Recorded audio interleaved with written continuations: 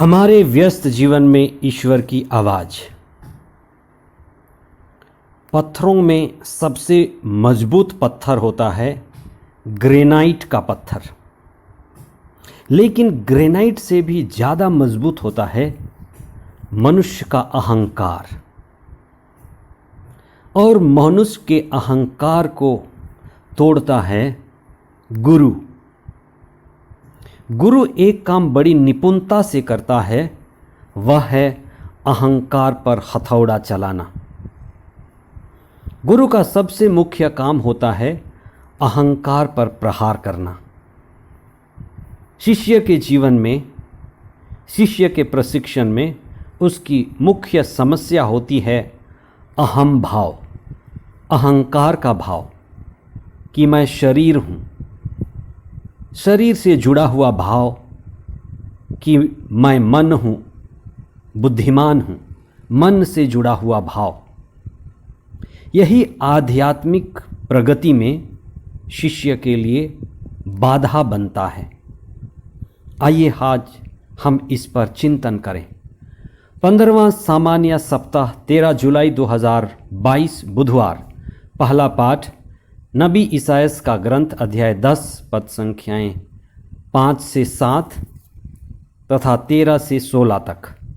संत मती का सुसमाचार अध्याय 11 पद संख्याएं 25 से 27 तक। आध्यात्मिकता की शुरुआत होती है अहंकार के टूटने से।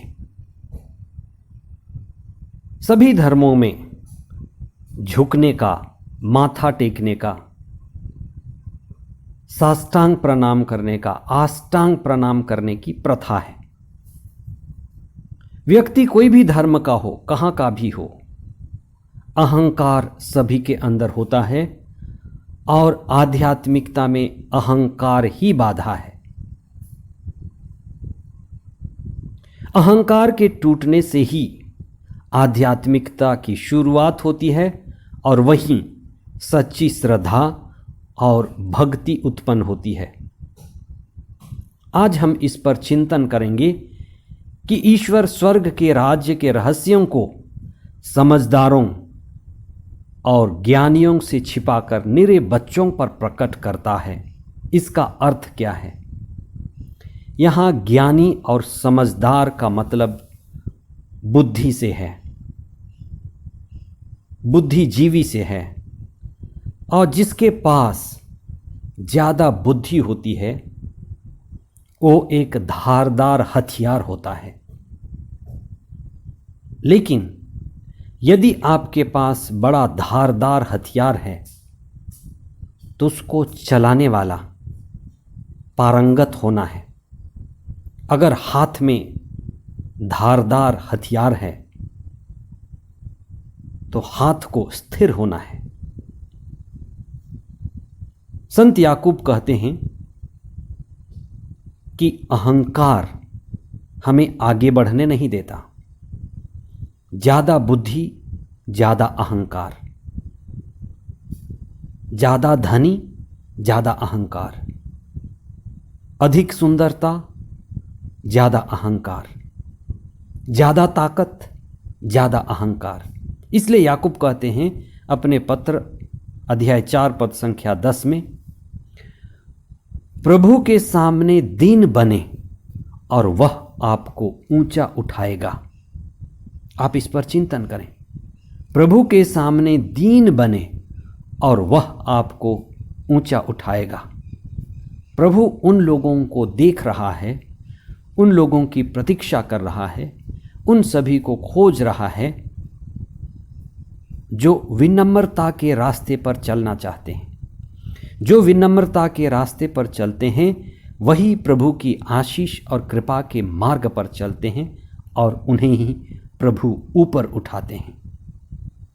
कहा गया है, बुद्धिमान तोड़ते हैं और संत जोड़ते हैं। जितने भी बुद्धिमान हैं, चाहे वो राजनीति में हैं और कहीं पर भी हैं, बुद्धिमानों का काम तोड़ना है।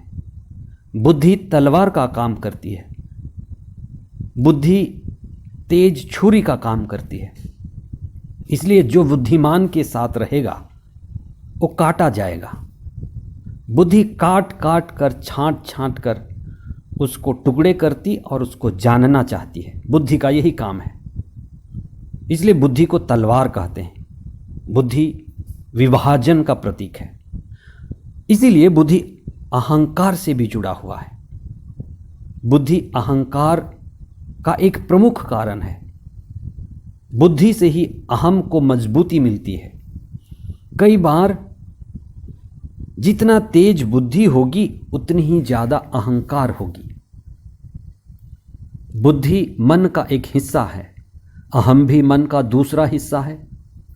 कई लोगों के लिए बुद्धि और अहंकार ही मुक्ति में बाधा है। इसीलिए कहा गया है कस्य नासे ही मोक्षा, किसके नाश में मुक्ति है? मनसो ही नासे ही मोक्षा, मन की मुक्ति में ही सही मुक्ति है। जहां अहंकार है, बुद्धि का, शरीर का, धन संपत्ति का, सांसारिकता का, वहां ईश्वर की उपस्थिति का अनुभव नहीं किया जा सकता। इसलिए अहंकार यानी ईश्वर की अनुपस्थिति। जहां अहंकार है वहां ईश्वर अनुपस्थित रहता है। जहां विनम्रता होती है वहां ईश्वर उपस्थित होता है। प्रभु ईसा ने कहा, मैं तुम्हें स्वर्गराज की कुंजियां दूंगा। इसी में ईश्वर के राज्य की रहस्य छिपी हुई है। जो विनम्र है वही प्रभु के द्वारा उठाया जाता है। ईश्वर अपने राज्य के रहस्यों को, जो सरल हैं, जो सहज हैं, जो बच्चों जैसे हैं, विनम्र हैं, प्रभु को समर्पित हैं, सच्चे रूप में धार्मिक लोग हैं, प्रभु उन पर अपने आप को प्रकट करते हैं। जो सच्चे हैं वही धार्मिक भी हैं और बच्चों जैसे मनोभाव रखते हैं। संत यूहन्ना के सुसमाचार अध्याय 1 पद संख्या 48 और उसके आगे ईसा ने एक सच्चे इस्राएली से मिला जिसका नाम नाथानाएल था, बर्थोलोमेव। उसे देखकर ईसा ने कहा, यह सच्चा इस्राएली है।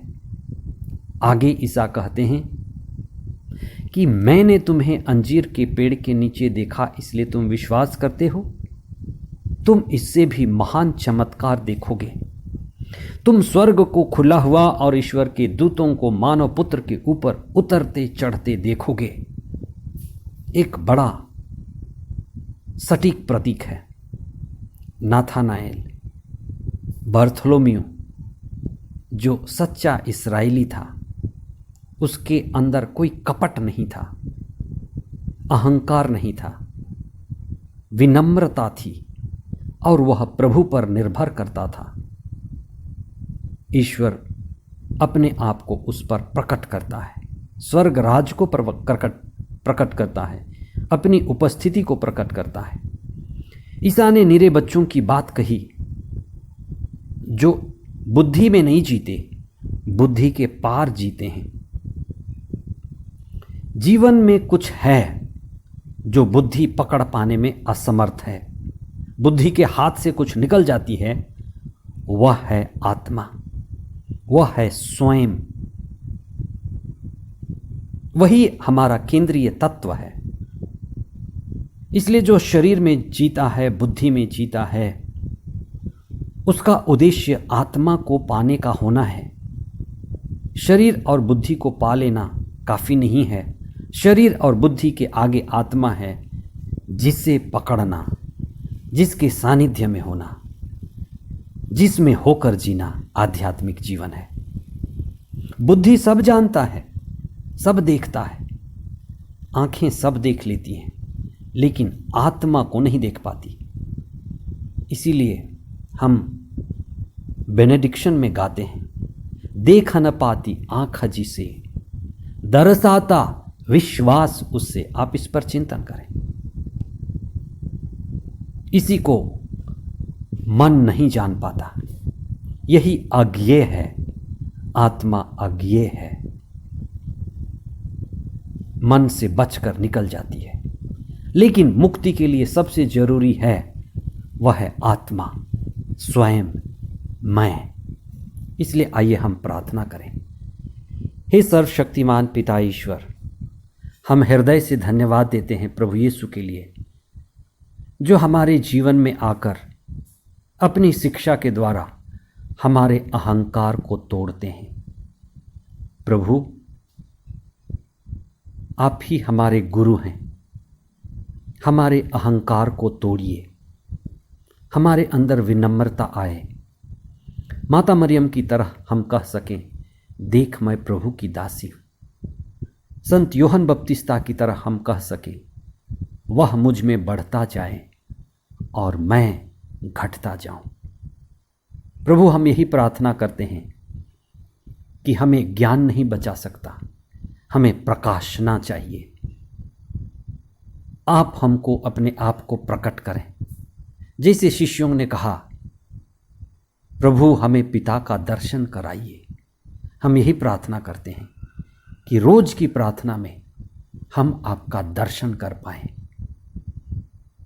आप हमको प्रकट करें, हम प्रकाशित जीवन जिएं और हम अंधकार से दूर प्रकाश में बढ़ते जाएं। ये प्रार्थना हम करते हैं हमारे प्रभु ख्रिस्त के द्वारा। आमीन।